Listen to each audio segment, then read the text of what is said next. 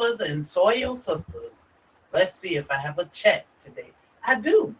Well, hello everybody. Today is Wednesday. I don't know what date, but it is canon time. So, as you know, I do not stick in the chat much, but I do grab questions out of the chat. So, if you have questions, drop them in the chat, all caps. I don't think we have Lavender for luck today, which is all good. I told her to rest. But y'all make sure y'all leave y'all questions in all caps. We are streaming. Tony disappeared. However, we are streaming to Racing Fire today and Mennonite Farmhouse. So I got most of my crew here. I think Tony had to drop out. He'll be back. And we are streaming to Kettle Kitchen. So you all make sure you hit that thumbs up for us all. We appreciate you for tuning in. And this is going to be a beautiful learning session again. How are y'all doing today? We are doing fantastic. I'm Good. Wonderful. Staying cool, right? Staying cool. No gardening for this time of day. Yeah. Make sure you're getting your fluids in and staying cool. You know, take those breaks because you deserve them. Yes, you definitely have to stay hydrated because it's dangerous out there. So, what's up, Tony? Kettle Kitchen. Hi, how are you guys? All right, how you doing?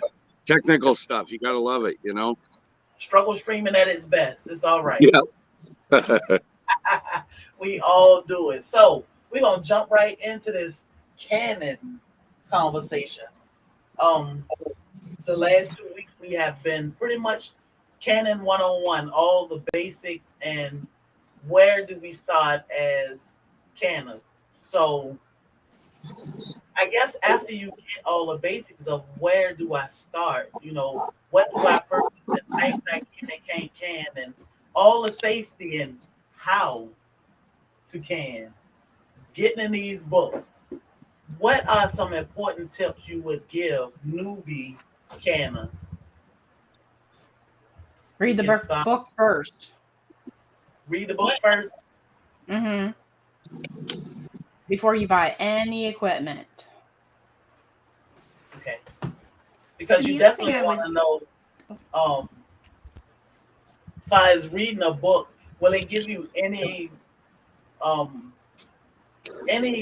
help with what type of candy you should buy according to the scope? Yes. Yeah. I wasn't sure if it was directed at somebody or not. Sorry. No, Tony, you can go. Go ahead. You want to answer? Well, most of your books, from my knowledge, and I know if you read through very carefully the USDA book, I know that there's a few of the ball books. They'll walk you through step by step the things you need, the items you need, that kind of stuff. So you're not going into it blind, I think, is the easiest way to look at it. It'll give you what you need, how many of what you need, or at least what they're assuming you will need based on the recipe.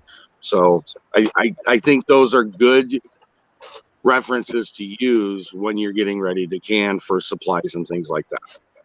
Okay.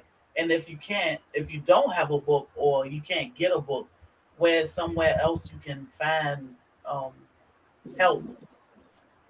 Other than Mennonite, Kettle Kitchen, and Grace and Fire. That's funny. This is exactly how I started. I mean, besides buying the book, I went to the Ball Canning website. They also have a YouTube channel that you can get recipes from Ball. And then you can also get that from the USDA Home Preservation as well and get those recipes. Or go to your local library and see what books the local library has as well. And the National Center for Food and Home Preservation, you can download the Bible free of charge. You can print it out yourself if you don't have the money to buy it. And same with the extension offices. Mm-hmm. And you said these books are good for what, about 10 years? They use it. you should update your books every 10 years or so. The other thing I'd like to throw in with that too is you really got to look at your publishing dates, because there's a lot of the books that are out there, and I even found this the other day. One of the books that I thought was actually, sorry, I got a loud truck going by again. One of the books that I found that I would have used on a regular basis, I think I want to say this year would have been 10 years old. Well, when I went and just happened to look at the store I go to for my canning supplies, it's a revised edition. So it's good now for another 10 years. This one is the one I love because you can see it's well used. It's 8 years old. That actually, I think, is the book that they got a revised version of that out now. This one says 2014. So yeah, I'm good. Good. So we just had a question. Somebody was asking, can we can onions? Yes, you can. Yes, you can. But if you watch my video, you don't want to. They break down too quickly for me to justify canning them. I'd rather dehydrate them, or I know Glenda would probably freeze dry them, or just freeze them. They just, I mean, I've pickled them in red wine vinegar, the red onions and garlic. That's very good, but it just breaks down too quickly. And you can pressure can them for, I think, 30 minutes. Don't hold me to that, but they're going to be mush, and right. You don't want to take all that work and find it to be something you don't want. But that's my opinion. You can try it. I agree. So Yeah. I have a question about canning stock. Is there a difference in canning stock if you have chicken stock versus vegetable stock? Vegetable stock needs to be canned at a longer time than chicken and beef. Beef and chicken is 25 minutes, but vegetable broth needs to be canned for 90 minutes, if I can remember off the top of my head. Yes, that's correct. So it's really no difference. So it's okay if I can chicken stock, because what we did was we made stock with the we processed our chickens out. We put a lot of vegetables in it, but we did add like the chicken feet and necks and thought about canning it. Yeah, I think that'd be really good. Yeah. You know, that having that homemade stock tastes so much better than the store bought stock. So have you looked at the prices for homemade or for store-bought stock lately? For organic, it's like $6 for a quart. And the important part of that is exactly what this whole thing is based on. You take scraps from your chicken, you take some carrots and onions, you boil it off, you make your own broth, and I will guarantee you at a fraction of the cost, even with your jars and lids included, you will get more out of it, a better flavor for very minimal price that you can have on your shelf whenever you need it. And here's a tip with the stock specifically. You know, many of us have gardens and we're pulling out vegetables. Take a look at your books, have an idea of your recipes. Start freezing those ends, like ends of your onions or peels of your onions or ends of your carrots or whatever, and just start freezing it, because your scraps can make that stock. You just need that recipe so you have an idea of a direction of which way you're going. But start freezing it so you're not having to go out to buy something to make that stock, or dedicate a certain section of your garden to make that stock, for example. Or chicken, the same thing. Save your bones. Put that in the freezer until you have enough to cook that down to make your stock. That's how you make that cheaper.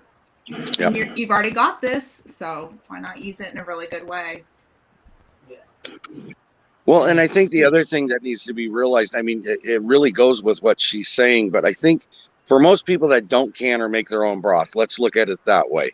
Most of us are just throwing that stuff away, or you're throwing it to even if you are using as composting, you're still throwing it away, because the flavor and the product you can make out of it prior to doing that is so beneficial and cost effective for you that you really got to train yourself to wait. I'm not going to throw those away or give it to the chickens. I'm going to go freeze it because I know I'm going to make my own stock. So I talked about it on my live last night, just real quick. It's about a mindset. You almost got to get yourself into that mindset of retraining yourself what you do with different things. Yeah. And just doing it. Mhm. Like when I first started, I was scared to death that I had the wrong proportions of stones to onions to celery to carrots. Just throw it in there. And the longer you cook it, the better it's going to taste. And also add vinegar. It'll break down your bones if you're doing chicken or beef. And then, yeah. Then your seasonings. I wouldn't go too heavy on the seasonings. Just make sure you got your trifecta of carrots and celery and onions, and you can't go wrong. Okay. So somebody asked a question about dark amber jars a couple days ago. She was asking, can you can using dark amber jars? I guess so the light don't come in and compromise your food. Yeah, Ball actually makes them. I don't have one of the darker ones here, but I shared this on another live. They've got a pink one out this year, so these can be canned in as long as they're made like recent. You don't want to be using. Let's see here. I don't have the jar out. Shoot. What's like this one of the color? yeah, the antique ones that you don't want to use your antique jars, but the ones that they've just released out, I actually have brown amber ones that I can in. No problem. As long as they say on the packaging meant for canning, Right. That's the important part. Yeah. Yeah. like if they're for crafts. But the amber ones, I think they're a little bit more expensive than just the regular glass ones. Yeah. But you can them. Yeah. Let's see. This is the pink ones that they're out. They come like that. Oh, So pretty. they come forward to a pack. Is there a reason why I don't see people can green leafy vegetables? Because they haven't been to my channel yet. Actually, I'm still debating if I want to do that video. I can't Swiss chard for my husband and maybe me sometimes. It's just, I'm still trying to work through how to not have so much siphoning in the quart size jar. The first time and only time I did it in pint size jars, I had no problem. The quart size, I get a lot of siphoning. So I might just go back to pint size jars and say, husband, we're not going to have more than a pint size at one meal because it's pointless to go through all that work and have all that siphoning. Because if you get less than a jar full of water in your jar, you're going to have to use it quickly. And for all that work, I am not doing that. But greens, you can spinach and Swiss chard and kale and beet greens. Yep. I don't know what else is greens. Probably I don't know if you can collard greens. I don't grow them, so I don't know. But I can look it up. So, Urban Gardening asks, is there a benefit to using dark jars? Yes, it has to do with letting the light in on your food. You're supposed to be storing your jars in a dark, cool place. The thought behind it is to keep the sunlight out of your jars is why those are darker. Really, it's better just to store your jars in a dark place, but it's to have that option if you can't. But it's better to store it that way so you have long lasting. Yeah. And Dale said she had to siphon her jars to quart-sized collards. So canning collards is a thing. I've seen a couple people say. Greens are awesome. Beet greens, Swiss chard, kale, mustard greens. What is poke? I don't know what poke is. Then spinach and turnip greens. You can all in that category. You can. Right. I don't know what poke greens are. Is that something Oh, sorry. My only reason why I don't can the greens is because my family doesn't like it. And it goes to that point of why do it if nobody's going to eat it? It's wasted space, wasted product, wasted time. So that's the only reason why you won't see me do it. And I freeze mine or I freeze dry mine. In fact, I just harvested off all of my spinach and I freeze dried it. So I just like it a little bit differently. Okay. So I know, Bob, I had this question written down too. So Bobby asked, are lids supposed to ping or pop while cooling if properly canned? Some jars won't make that sound. Mm-hmm. The newer ones don't make more of a sound than that. Like the Sure Fit lids, they don't make a sound at all. But the balls will ping. It's more like a pop sound than a ping. It's more like pop, pop with the ball lids. And then siphoning, it just means like the liquid will come out of the jar. Whatever you're canning comes out of the jar is what siphoning means. And you don't want to lose that product out of your jar. You want to keep it all in during that canning process. Oh, Right. So let me see. Move on to my next question. Yeah. Go ahead, Leanne. I was gonna say there's many different reasons why your jars will siphon. Like just naturally not debubbling your vegetables or whatever your jar is. Like that's always why we tell you to debubble. It's because you need to get that air out. And also you need to be gradually heating up your canner and then gradually cooling it down. That will also alleviate some siphoning. And also when your canning session's over, to wait that 5 to 10 minutes for your canner to come down more, then to carry out your jars onto the mat and let them cool down properly.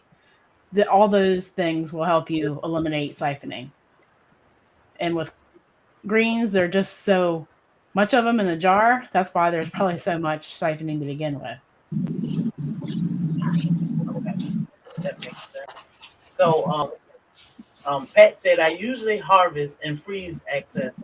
Is there a benefit to canning over freezing? Well, I think there's a big, huge thing in that, if you're stuck in a power outage system or a down grid system, your freezer is not going to do you any good. The unfortunate part, it's not going to do you any good. Freezing is more of a quick use kind of thing for storage, where canning can be long term or longer term, and you don't have to worry about your freezer not having power. I think that's the important takeaway from that.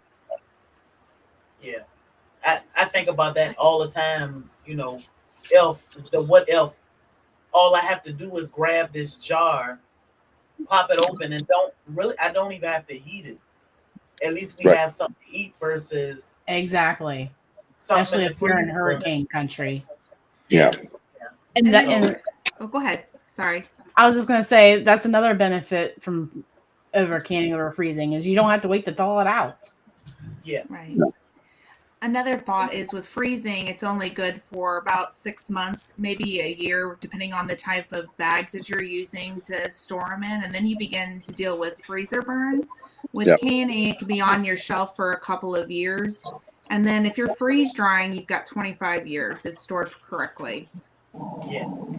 I can remember, I think it was a tropical depression or something came through here, and we were days without electricity, the entire Savannah. So all we could do was take the food that we had in the freezer and cook on the grill just so we didn't waste it all. But it was impossible to eat a quarter of what was in the freezer. So a lot went to waste, but just to think, what if we had canned some more foods than froze? We wouldn't have had that issue. And even when the power came back up, at least we didn't have to throw away all this food because it's not safe to feed anyone or anything by the time it's sit and go bad. Right.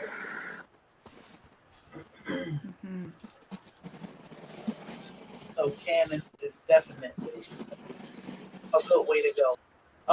Yes. Especially like now with this heat wave.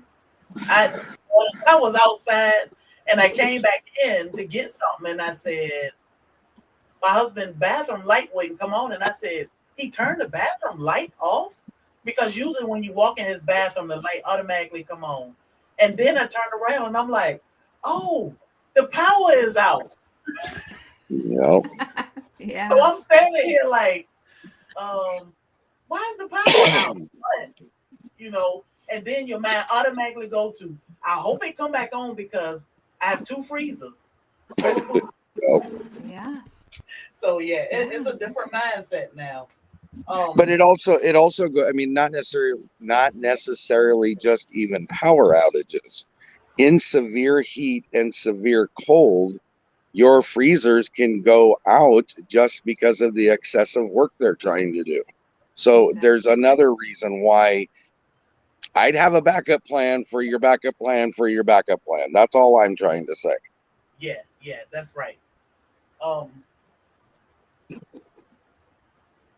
let's go over the different types of canning, just for the new people that may be here today.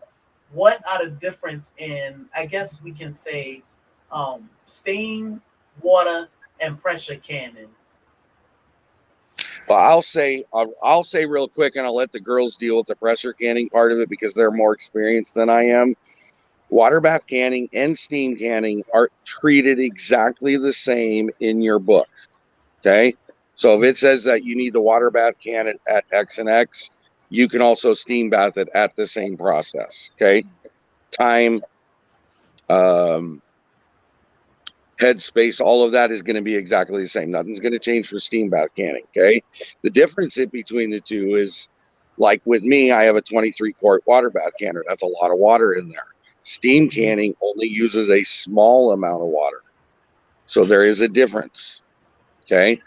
But to treat them in your books and your recipes and things like that, they are exactly the same in reference. Okay. Grace and Fire, you want to add anything? No, other than, there's another type of a water bath canner, and that's an electric water bath canner, and I have one of those. And so if you're going to get into water bath canning, it is an approved method.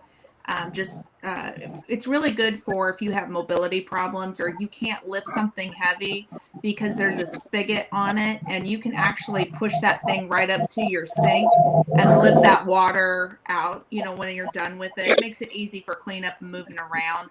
Or you can do it, you can put your pot like outside and can outside too, if you want to keep the heat outside. So that is another type of water bath canner. And I love mine. It's actually my favorite water bath canner. So it's the steam water bath canner that's approved, but not so much the pressure electric pressure canner is not approved. Right. Okay, Leanne. Well, I was gonna suggest to Tony to talk about how his manufacturer of his stove doesn't want him water bathing on it. So I did my research, which I recommend anybody that's wanting to do it does. You got to do your own research, but I got a hold of the manufacturer of my stove, which is a glass top induction stove. And I also got a hold of Presto, which is the pressure canner that I use. Presto said to refer to my manufacturer, which I then followed that up with a call to them, and I was able to get a hold of them, and they said, the problem you have isn't so much can you use it or can't you use it. The problem is it's approved for mine. Let me put it that way. What they're more worried about is the water bath canning because of the weight on the glass. So you got to think about it. It's a 23-quart stainless steel canner. It has 7 to 9 jars in it full of product and now has water on top of it. They say to keep it at 50 pounds or less because anything over 50 pounds, you're on your own. And highly likely you're going to cause damage. Mm-hmm. So the point is really in that you need to do your own research with your products, getting a hold of the manufacturers, verifying it's an approved method for you to use. And in all honesty, I know Glenda swears by the All-American, but in my case, the All-American wasn't approved for my stovetop because of the weight of the metal alone, let alone add in the product to it. So you got to just do your research. You have to. I mean, that's where it comes down to. I can't tell you, yes, this is what my company said and you're okay to do it, because I'm not going to be responsible for whatever may happen to your stove. So that is why I'm not telling you who it is. And I took cue from Glenda because I think it's smart. I'm not going to tell you who it is and what they said. I don't mind telling you the canner because you can go out and get that yourself. So I'm not trying to be offish or standoffish about that, but I think it's important for us not to take liability for people doing their own research. Yeah. Right. Yeah. It's important. Doing your own research is important.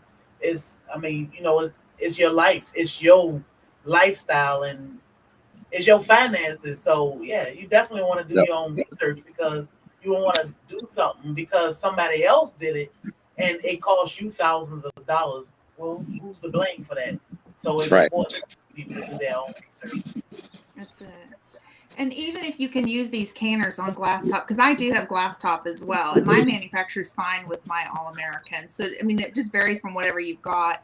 But even just be really careful with whatever you are putting up on that glass top, because those glass tops can still crack no matter what you're putting up on it. Even if your manufacturer says green light, just be really cautious because you don't want to have to replace that stove over a canner. Right. Okay, so let's talk about botulism. I think that is a very important subject when it comes to canning because we all want to stay away from it no matter what. So we'll start with Leanne and let her explain what botulism is and if you've ever come in contact with anybody or what's the deal with botulism. Botulism is just how you maybe I'm put on the spot here. I just know the biggest outbreak from botulism is when a lady didn't know how to cook her potatoes in a canner. She made potato salad and it went to a church picnic and 59 people came down with an illness because she didn't properly cool her jars down the right way. And if you don't follow the steps that are in the National Center for Food and Preservation, you run the risk of creating botulism in your food. So let me help her out a little bit with this part of it. In semi-layman definition, sorry, botulism is a microorganism, okay? It's one of the few microorganisms out there that actually grow when lack of oxygen is present, okay? So it's something that is already out there. I'm not out to scare anybody or freak them out, but botulism is on a lot of vegetables and fruits. The reason why most people can get sick from it is because it doesn't have the lack of air. The lack of air is what makes that grow and turn into a problem, okay? So when you have a food in a jar that happened to maybe didn't get washed correctly or it didn't get cooked correctly or it wasn't processed the long enough time, it was whatever, okay?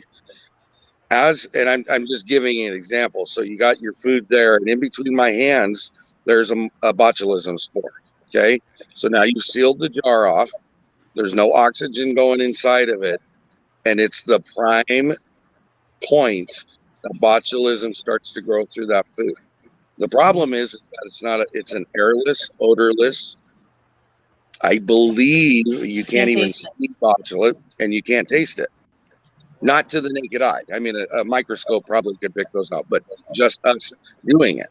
So when you open a jar that has been contaminated with botulism, you're not going to know it until it's too late. So when you were showing us yours and Bobby's jar of the jam you did, I kept referring to it. You don't know if it's got botulism, but I'm sure you don't want to be the person to find out because it's too late once you find out.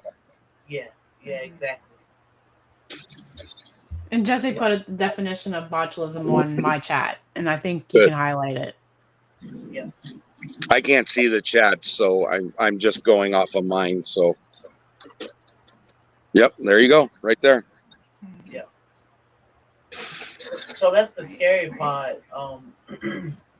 But if you just follow the guidelines, Yeah, you shouldn't that's have the any. scariest part to me of canning now.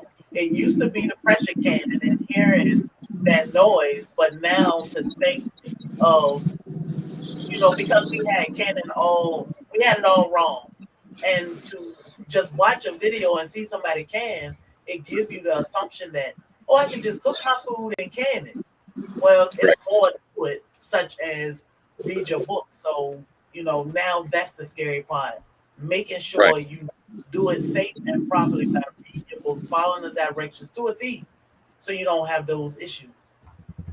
I got into a conversation with a lady the other day, and she basically was saying that she has a feeling, and I'm putting this loosely, I'm not going exact, and these two ladies have already heard this conversation, but she called me Karen's Kettle Kitchen because she was mad because I was trying to give her the very specific, without being a mean guy about it, the reason why you can't do what she was saying. The problem I have is exactly what you just said, Sherry. How many videos do people watch? They think it's okay, but those videos don't have the guidelines in place, don't have the tested recipe that says, yes, we know the botulism should not be in this product if done this way for this amount of time with this amount of pressure. Yeah. And I just blew it off in all reality because it's, call me any name you want to. It doesn't change the fact of the matter that I personally am going to follow the rules. So, Right. And then over this weekend, my aunt and I, we were out shopping, and I was looking at an antique store, just looking at like all the old antique things that they had for canning. Just I admired putting things up on the shelf for decoration. I ran into two ladies, and one of them was a big canner, and she didn't even know that the guidelines for chicken had been updated to 1.25 inch headspace. And that was a fun conversation in an antique store, just chit chatting about canning. And she really appreciated that information, and said she was going to update her book. So I think it's important to be able to share that with other people that have been canning for years and years and years. That these, guidelines do update and they change, and it's important to stay on top of that information, whether it be on YouTube or in person at an antique store. right. I think, and it's funny you said it that way because it makes, I always keep going back to what Mouse says. She's been doing it for 100 years. Okay. But she also has adapted to those changes in those guidelines because she wants it to be safe. So it isn't how long you've done it. It isn't what your family did before. It's not the 3 or 4 of us telling them they can't do something. It's those guidelines have been changed because they've been tested to not be acceptable practices anymore. And if you really want to continue the practice you had, you will update those things, just like the lady told Glenda. She's going to change her book. It's that easy. It's not a big deal. Yeah. No.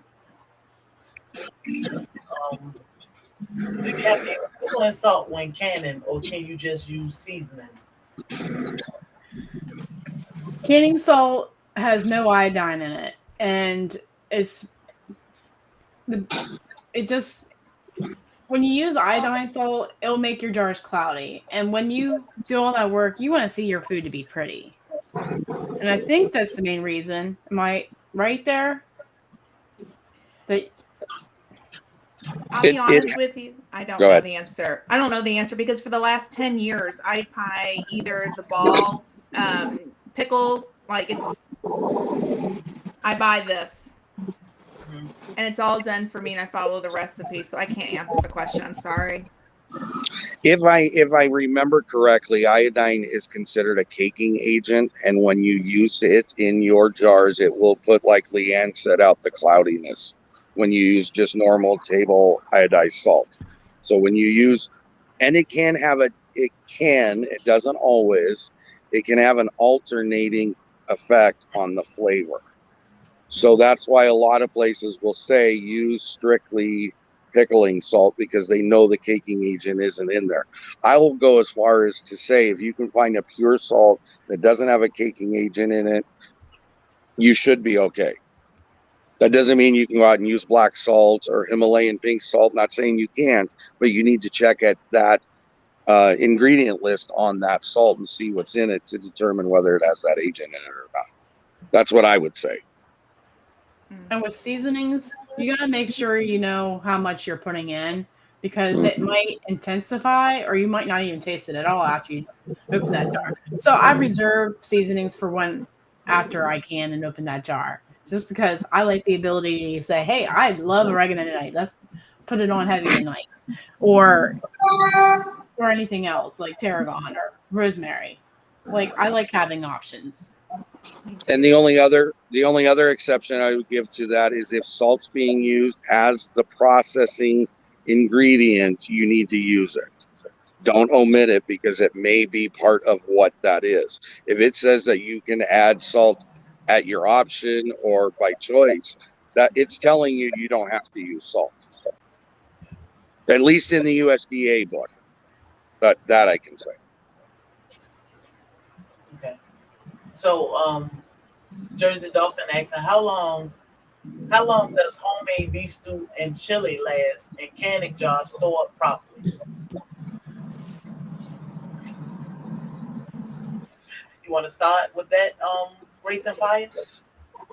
I have some that I canned up 2 years ago, and it's still good. I'm still eating on it, but I wouldn't go too far out from that, just personally.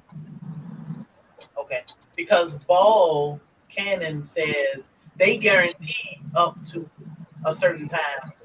Yes, 18 months is the lid. Okay, Is what they guarantee on the lids. I think Grace makes a good point, or Sherry does, but between the two of you, you just jarred me to think about something. All Ball is guaranteeing is that lid should seal. They're not guaranteeing your food's going to stay there and be proper. That's all based on your processing practices. So you got to remember that, okay? mm-hmm. Yeah, that was urban garden. That was the thing with me too. Being able to season my food so when I open that jar, it's ready to eat. But now I know that you definitely have to follow the recipe. So that's what I would do, especially as a new canner. I would just follow exactly what the recipe say and learn. We got spoiled as in opening our foods and having it the way we want right then. So now we need to take a step back and do it the right way so that we don't jeopardize our health or our family and just season it after. But the truth of the matter, I mean, it really does come down to what you're saying because it's expedience is what we've gotten used to. Here's the truth of the matter. If you, and I know, Leanne, you don't have this stuff in your house, but bear with me because a lot of people do. If you have top ramen, you have hamburger helper, you have macaroni and cheese, you have, I don't care what it is. Or if you want to make something, I see that. If you want to make something, you're gonna have to heat it up and warm it up anyway. So this is not the miracle. Oh, I can take it out of the jar and eat it right away. Well, in some cases you can. In some cases you can't. Some cases you have to heat that food up. So if you're gonna make tacos from your ground beef that you canned, you have to warm it up anyways for people to eat it. If you're gonna make spaghetti, you got to have the sauce heated up. So my point being is that yes, we all like the convenience of having it already and dumping it out, but the reality of the practice of cooking it is we still have to heat it up. So it's not like hurting any of us to add a pinch and a dash in that when we're cooking it or warming it up, we'll say, because you're not really re-cooking it, you're heating it up so it's at a safe temperature. Yeah. That makes sense. I heard I listened to a couple live streams last week. I heard Led Farmer say over and over, learn how to be uncomfortable. Mm. Learn. And seasoning, something as simple as seasoning is uncomfortable for us because when we taste something, if the seasoning is not right, guess what? You're uncomfortable. You're saying, oh, no, that's not right. I can't eat it. That makes us uncomfortable. Well, if you're hungry enough, are you going to say, nah, I can't eat that because the seasoning is not right? Or are you going to eat it, as is? Now, if you have the seasonings that you can use them, but you definitely want to get yourself used to being uncomfortable so that you can survive. Yep. I agree. I think that goes with just about everything that I've made, even like as simple as making tomato soup. I'm still going to add milk or water to it. You're going to add something to it. Yeah. But I'll tell you, it tastes so good to eat something that you've canned and that you've stored up. I love it. And the versatility of it. I mean, just think outside the box, because the versatility when you go to create your recipes and you're opening those cans, oh my gosh, it just makes your recipe so much better too. Mm-hmm. Sky's the limit with what you can do with your canned food. Yeah. Like I've discovered with the spiced tomato soup and I think this book, I added beef broth to it. And it just gave it a whole different profile. I was like, wow, this is amazing. I mean, there's more than one way to skin a cat. There is. If you're into skinning cats, that is. It's an expression back in my dad's time, I guess. And I shared that I made this tomato soup recipe. Well, they took it off the website, but it's actually on the Ball YouTube page, and it's like a 3-minute video. So get your pen and paper down if you're going to write this recipe down. But it is an awesome tomato soup, and I will be making it again this year. So I just don't remember whose live I said that on, but I just want to make sure I shared that. It's a really good tomato soup. With that being said, can y'all share your favorite cookbooks you use to can from? I'm not going to pull mine out because they're going to be a repeat of what the girls have. So I'm just saying that. We're going to mirror each other, right? Wait, where's yours at, Tony? No, I think I'll go get it. Hold on. Come on, Tony, get with the program here. I could probably recite which recipes I have in here. 264. Let's see if I'm right. Yes, 264. The sweet and sour sauce. That's right here. It's a 2-in-1 sauce, but I like the sweet and sour sauce. I like heating that up with my pulled pork that I can and pouring that over mashed potatoes or egg noodles. That is a quick 5-minute or water and cook the noodles. This is my favorite canning book. Pull back, Tony. Pull back. Pull back. There we go. Okay, I'll match you. Mine has And come yet. specifically, you want to know where my favorite recipe is in this book? From the cover, from the front cover to the back cover, because it has everything I need to know right inside of it. That was almost corny. Honestly, I do like the recipes out of this canning book too, because it's the only other one I have. But there's a lot. And I do a lot of mine off of the website, the National Center for Home Food Preservation. So my husband was just on that site all day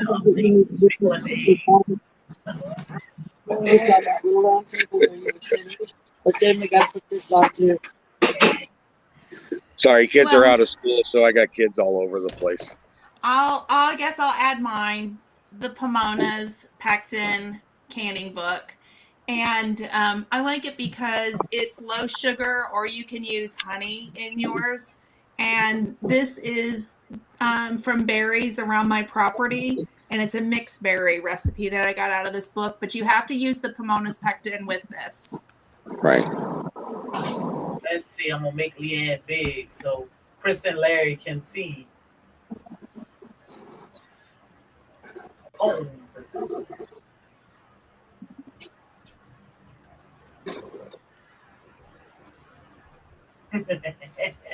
Let's see. I hope Chris has time there. I noticed that Dragonflies had a question earlier about what if we preferred our proteins either hot packed or raw packed. Well, I just started raw packing, and I dropped a video last week, and it was the first time I ever raw packed chicken. And I cracked one of my jars just to taste it. And oh, what was I waiting for? I've had a pressure canner for 5 years. What was I waiting on? okay, hold up. Go back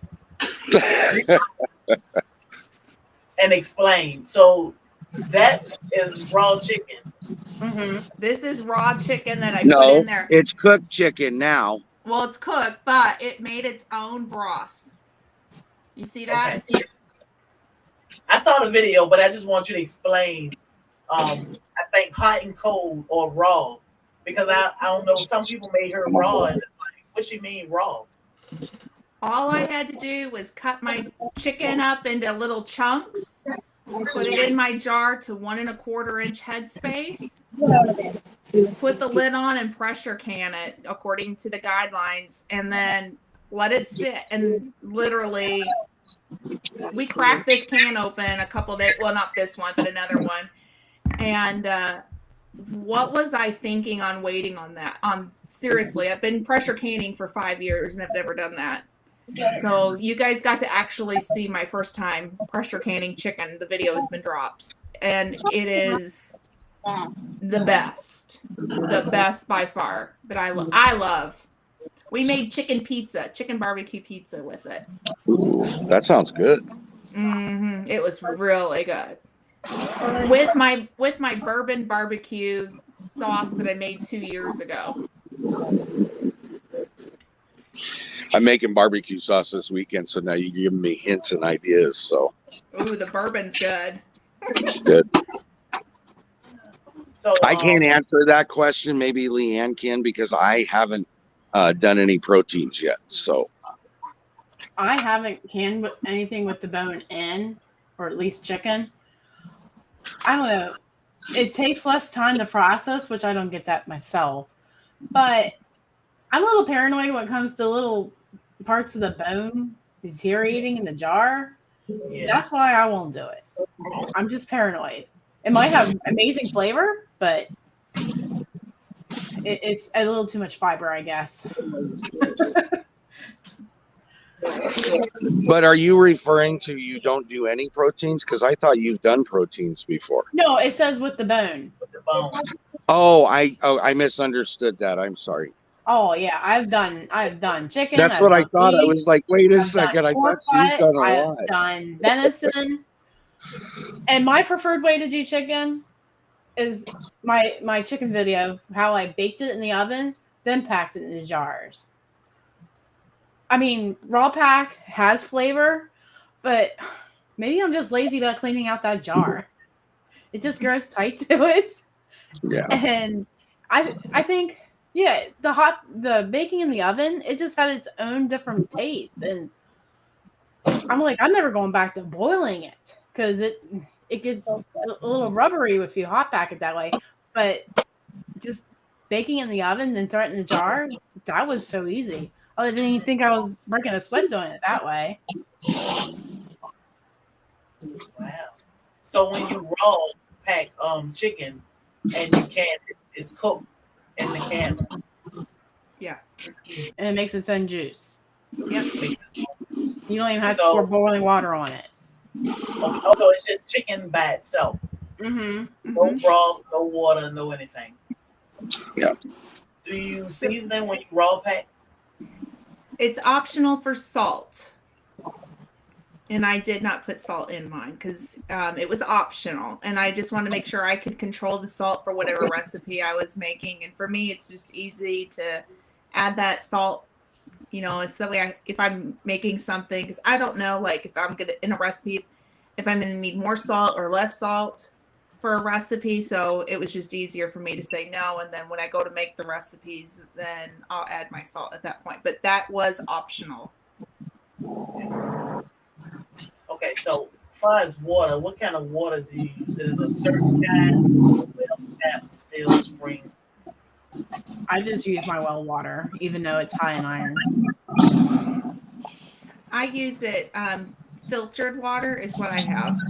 Just because where I live at, my water is not necessarily the best. I don't like what's in it. So I just filter it out. Okay. And my husband doesn't like the taste of filtered water, so I'm out of luck. But I would suggest spring water probably if you can afford it. But I'm going to go with my well water. I think it really comes down to, you have to look at, are you talking about water? Because my brain actually went somewhere else. My brain went to water bath canning, and are they asking to use tap water, bottled water when you're water bath canning? So I think, just for clarification, I think I'm going to go with the girls, because now that I hear it that way, I think that's what was intended. But if it's water bath canning, for me personally, because it's not something I'm consuming, tap water's just fine. And then I agree with that as well. Oh, I'm trying to make sure I didn't skip any questions. Yeah, she was going back. So let's go back to things you would can and things you wouldn't or cannot can. Well, there's a difference, so you need to clarify that. Things you can and things you cannot can. What are some of the things that cannot be canned? You have the voice. Who's going to start? So you can't I didn't know. can rice and you can't can pasta. So I'm gonna absolutely no way, no how. Don't can those. If you're making like chicken soup, which is my next recipe that I'm going to be making, I'm just going to make the chicken soup the way that the book says, and then when I go to heat that can up, I'll just boil up my noodles at that point, and then just mix the two. Or with rice, maybe I want chicken and rice another night, But yeah, you can't can chicken or rice. And then yes, I agree with mud and mascara, dairy as well. And also unapproved thickeners, meaning if you're making a pie filling, you can use a specific thickener, which is clear gel. To my knowledge and understanding, there's another one that's called Thermagel, I think. Thermoflow. And that's for Thermoflow. Thank you. That's for pressure canning, but in minimal amounts. And it has to be part of a recipe, to my understanding. I've never used it, so I don't know about that. I thought about this, over processing potatoes one time. I said, how, I know potatoes don't need a long time to cook. So when you canning them, How does it stand that far? is it a thing with over processing? I think it just depends on the variety of the potato.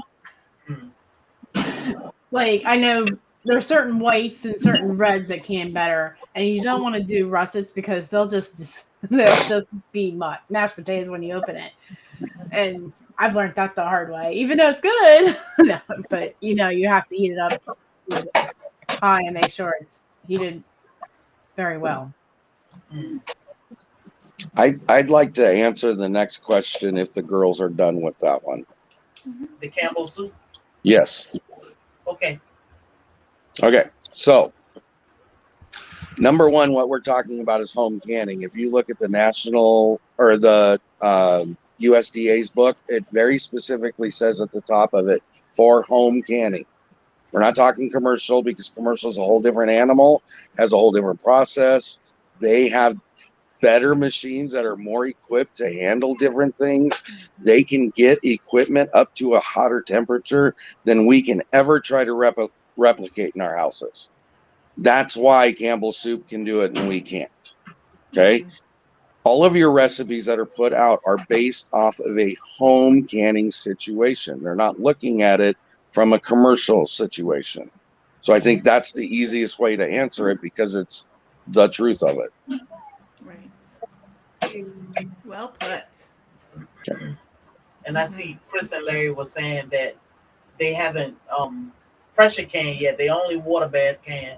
So that was the purpose in coming up with this canning series is so the new canners, first we want to make sure that we are doing it the correct way because we don't want to make each other sick or our family sick. But then you don't want to waste. You think about how wasteful it'll be if you can 5 pounds of anything and it all go bad. How much money are you just throwing out of the door? And then you need to go to the store and try to buy this stuff all over again. So it's just, making sure we get the right information. Now we have 3 channels that I always knew I could follow contact when it came to canning, but I definitely wanted to have these conversations. So some people that don't feel comfortable reaching out, they can just go back, look at these lives, Time to Grow have them, and you can check these 3 channels out all the time so that you can feel comfortable. And I'm sure most people don't mind you emailing them so they can help walk you through a little bit because it's all about being safe. Yep. I agree. I thought Glenda was going to say something. Well, I was just reading. I'm reading TLC in too. the garden, and it says I might get the nerve to water bath can one day. I know it's crazy to be scared since I've been pressure canning for so long. I hope this encourages you to give it a try. And we're Just do cheering it. you on. Yeah. Just do it. Just do it. Yeah. I mean, this is water bath can. This is my property jam. This is so good. You can have that too. And I'll be cheering you on when you do. How about we use our pressure canner for the water bath canning? Mm-hmm. Yeah. I mean, just make sure you don't put that weight on, and it's the same thing. Exactly. And just make sure your water level's 2 inches above that last lid, and you're good to go. Started saving thick pasta jars. So are they talking about single-use jars from the store? So my recommendation would be instead of using those, because yes, they are scarce. I would go to your thrift stores. I actually was out of Goodwill over the weekend, and I found mason jars, the proper ball mason jars. They were 99 cents each, and all you have to do is just pick the jar up and then just check to make sure that there are no cracks or gouges or anything in them, and get your jars that way. I'd also look at yard sales. That would be another option instead of doing it that way. It would be my recommendation, because those one-time use jars are exactly that. They are one-time use jars. They make great jars for flowers or holding your ink pens in, whatever, but I wouldn't use them. And here's a thought. Social media. Just ask all your friends. They have parents that might be downsizing. Just communicate with people, or estate sales, or senior centers. Just ask around. I'm sure there's somebody that wants to declutter. Yeah, I saw Mouse Toes did a video.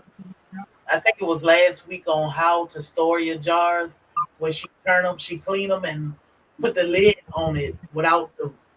She put the brim on it, without the lid, and she turn them upside down, and that's how she store them so that the jar don't break or don't crack. I thought that was good. Okay, so I'll just Okay, so Marilyn was asking, I've seen jars that are not ball. Are they okay to use? Atlas are good. Golden Harvest are good. Pure jars are good, but I wouldn't trust the lids. And from what I've been hearing, and I'm probably missing one, like Anchor Hawking. Anchor. Yeah, Anchor Anchor has Hawking. But A I good would one. get different lids. Anchor Hawking, I don't seem to have good luck with those because they don't seal for me. Like using the ball lids on those jars, they don't seal. So I gave up on those. I mean, those Okay. are like hand-me-down jars that I've gotten, but I just don't seem to have good luck. And if you get jars that are like from the 50s and 60s and 70s, I will take them if you don't think they're good enough for you. I love those jars because they're twice as thick as any jar you're going to get from the store. So don't think, oh, they're maybe 50 or 60 years old. They're not good. They are prime. You hold on to those suckers as hard as you can. Urban Gardening Chronicles said Bernardin also, and she is correct. Just so people know, Bernardin is owned by the same company that owns the Ball Company and the Kerr Company. They're intended primarily for Canadian consumption, meaning Canadian use. Sorry, but you can find them in the U.S. occasionally, so they're okay as well. All right. So, I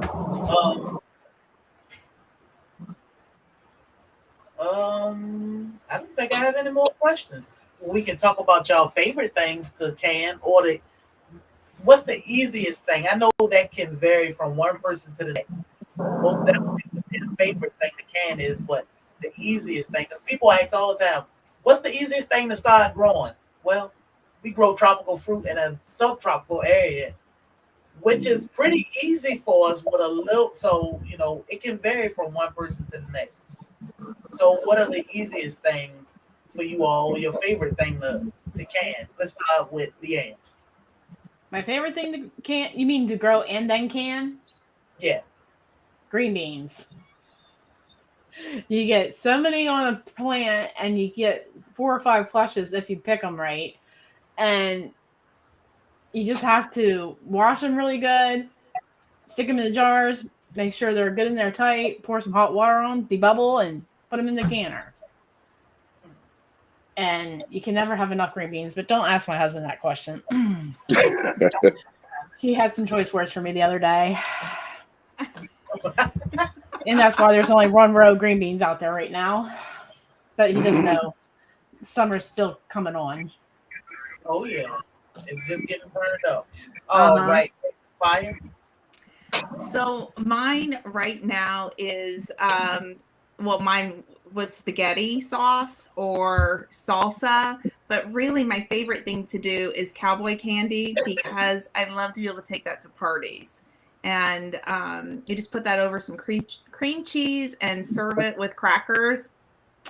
So good. So good. I take that to church picnics. They fight over it.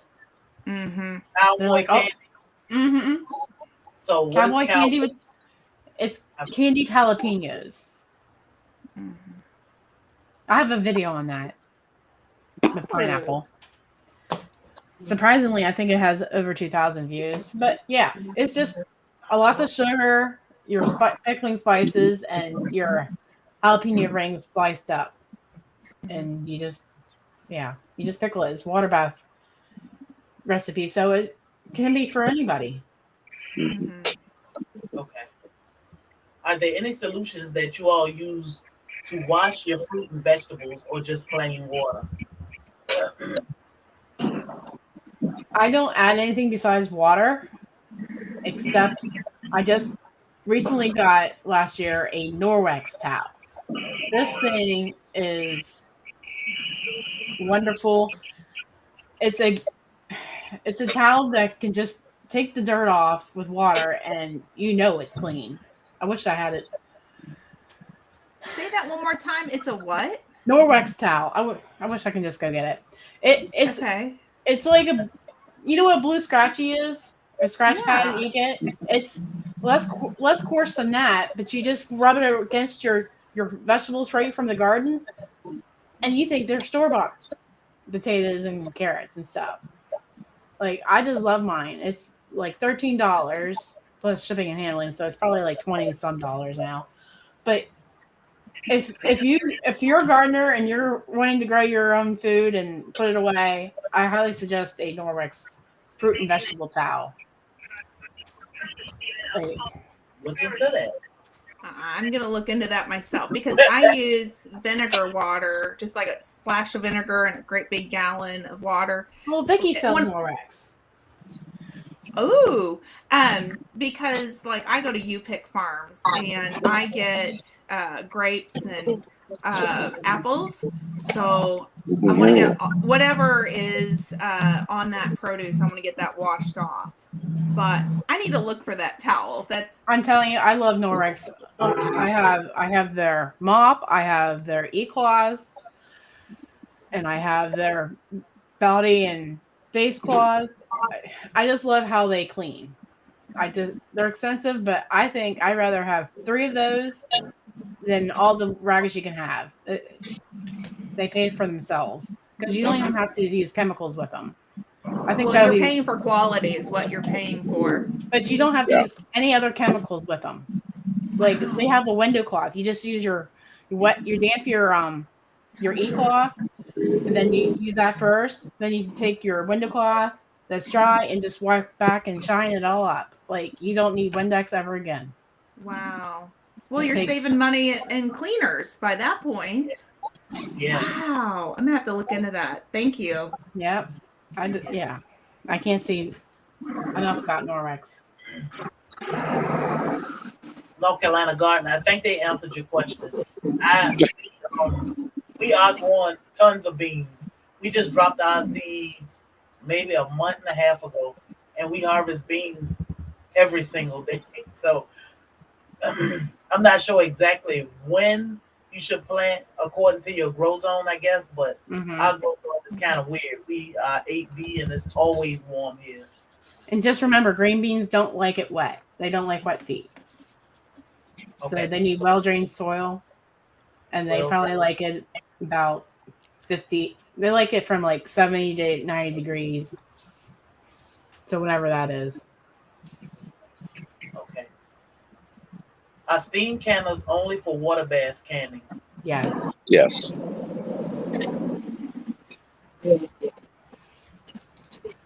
All right, sounds good. So, y'all, I think we've covered just about everything.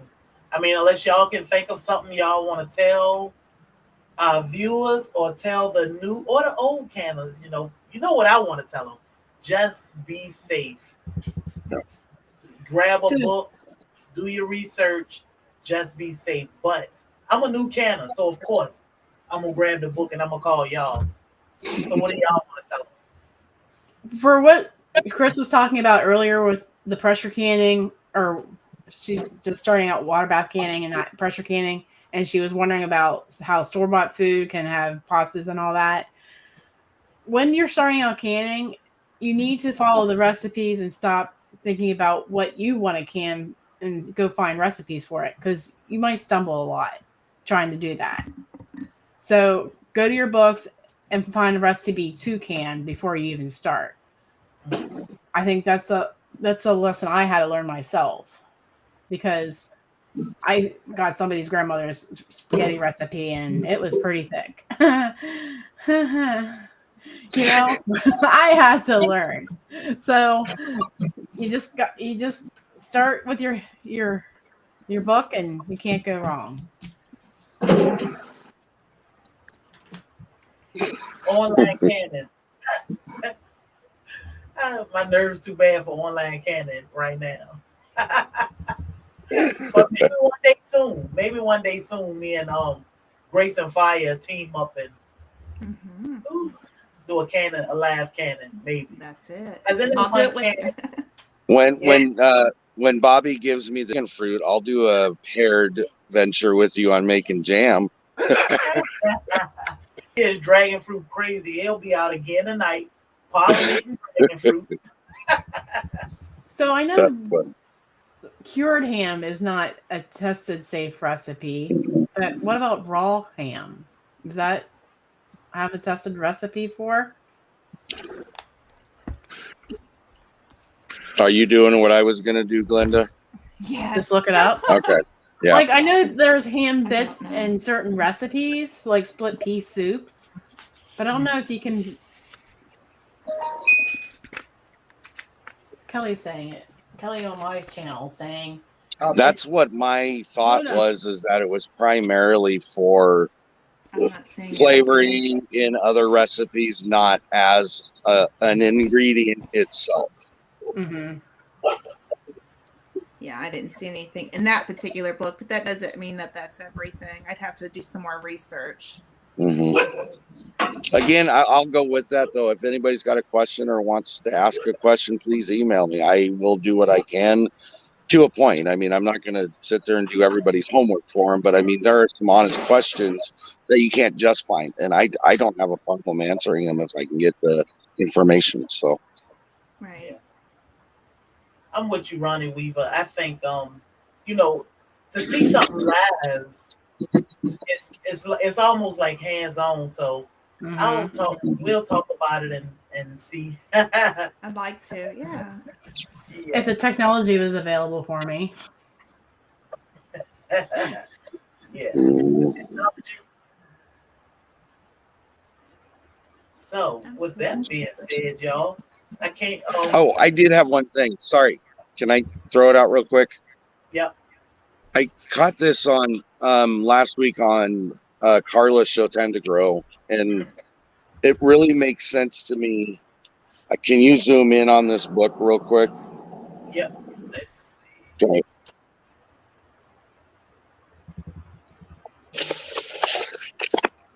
I don't know if you guys can see it or not. I'm nearsighted. But it's just okay. So I'll just make it easy for you. Okay. So it's a recipe out of the USD Complete Guide to Home Canning. Okay. This book, I've told people this before. This book will provide you the information you need. One of the questions that got asked is, how do I know it's dial gauge or weighted gauge? Well, it specifically tells you what it is.